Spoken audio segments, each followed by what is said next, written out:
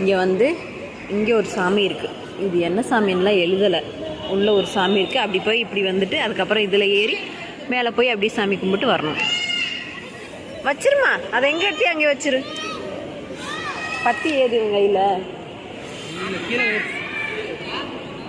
ஏது ஏறிட்டு ஏரியா? ஏறு ஏறு. இங்கிட்டு போ, அத்தை கூட போ. சரி விட, அவன் சுத்திட்டு வர. இது என்ன பிள்ளையாரோ?